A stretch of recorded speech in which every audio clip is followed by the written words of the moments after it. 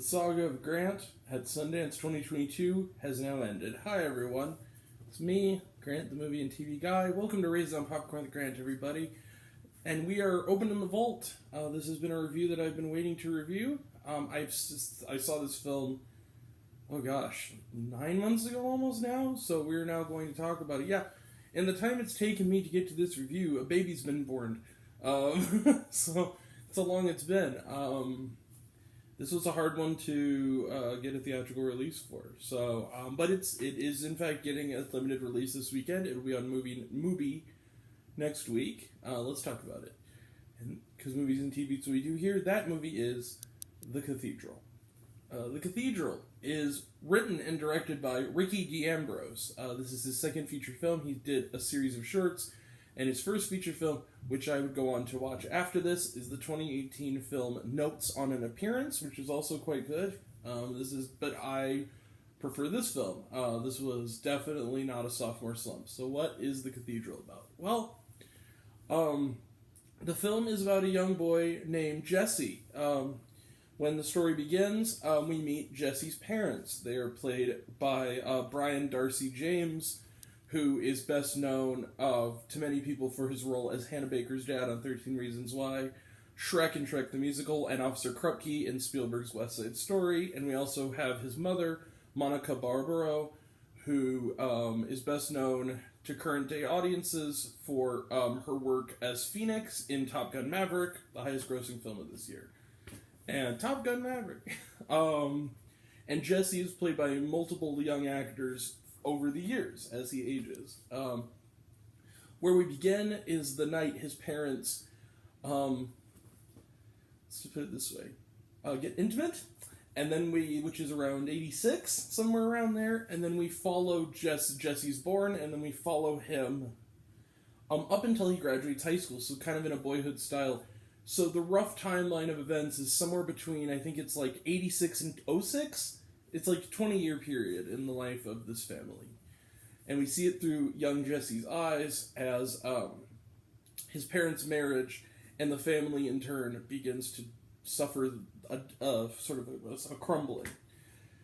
But what's interesting about it, about the Cathedral, is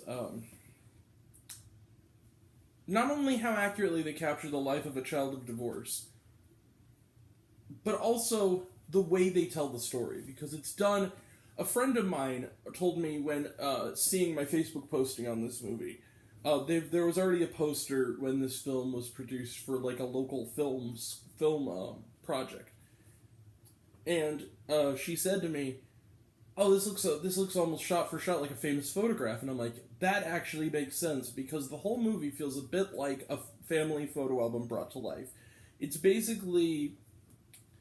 The actual characters in the movie don't get a lot of dialogue in this. What's interesting about this movie is that it's done using...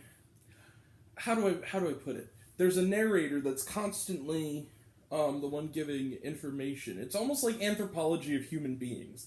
The way it's put together is very... like period signifiers are done in the form of like stock footage of like, say, when 2001 comes around, it's like news reports on 9/11. Or when they're trying to signify it's the 90s, there's like a commercial for like, I think it was like Beanie Babies. And you see the passage of time through that lens. It's done almost like a documentary. But there are these other elements that are brought up as the boy grows up, including the question of an uncle the boy had who had passed away seemingly of AIDS. Around the time the boy was either born or too young to remember him, and the father seemingly doesn't want to talk about it, implying the bigotry that came from that period of the AIDS crisis. The way that the boy also wants to take photography. And also, it should be noted that Ricky D'Ambrose said this was based on his life. So, but the thing he does that's the most impressive about The Cathedral, and why I genuinely love it, and I love this movie, this is one of I think, the very best films of 2022, is that as a child of divorce myself, the way that he captures memory through the sort of haze of how we remember our lives, that's a hard thing to pull off, and he does it. And what's amazing about it, he's a young guy. He was actually born in, I think, 87. but he finds a way to, like, through that distance of the narrator and the little boy's perspective, there's a haze around this movie. We're remembering things the way I'm sure D'Ambrose remembered them when he was 6 or 10 or 17. It's an amazing feat of filmmaking. And everyone in the movie is good. But then the other thing is, as a child of divorce myself, there were certain scenes that really, in a subtle way, were real for me. Like, for instance, a scene at a graduation party that was a little bit awkward. Not anything that was just slowly building. Or something like, there's a really phenomenal scene, one of the few scenes of sustained dialogue, where Jesse, now a little bit older, is in a photography class.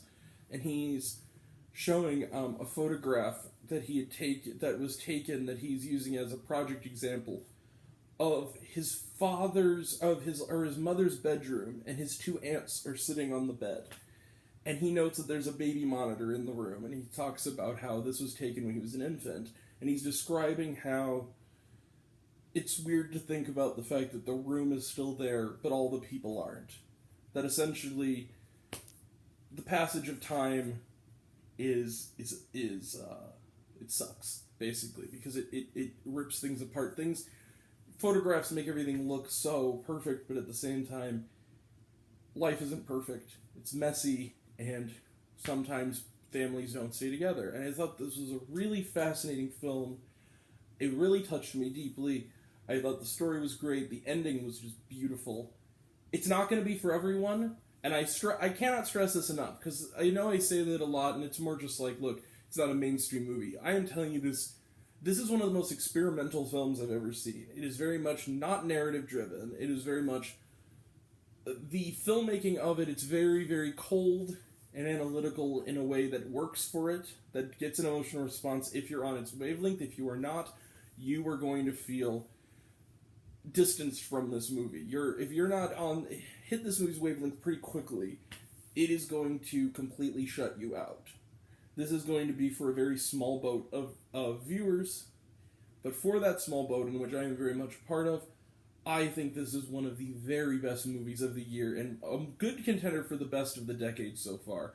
I fucking love The Cathedral, and I'm going to give it, yeah, you see it, bang, 5 out of 5 stars. I remember, I can remember this movie just about beat for beat in September. I saw this back in January. I look forward to watching it again on Movie next week. I'm going to do so. I cannot wait. It's also 87 minutes, so even if it's not for you, go watch it. It's worth supporting. It's a really special film. It is now showing in art house theaters, very select art house theaters. I think it's only going to be in a few in like LA and New York, so if you're in that area, you might be able to check it out. But for everyone else, it will be available worldwide on Mubi, the independent streaming service, on September 9th. That is next Friday. Please check it out. Just please check it out. It's such a great film. Yeah. Alright. Trailer Trash None, watch it at Sundance. Was there shawarma? No, there wasn't. I don't think there was. Or... That's the one aspect I don't quite remember. I think maybe the last scene plays through the credits. Credits aren't long. Okay. Yeah, so, there might be... Again, I saw this movie 9 months ago. So, but I'm pretty sure if there is, it's the last scene bleeds into the credits. But otherwise, no, there isn't. Alright.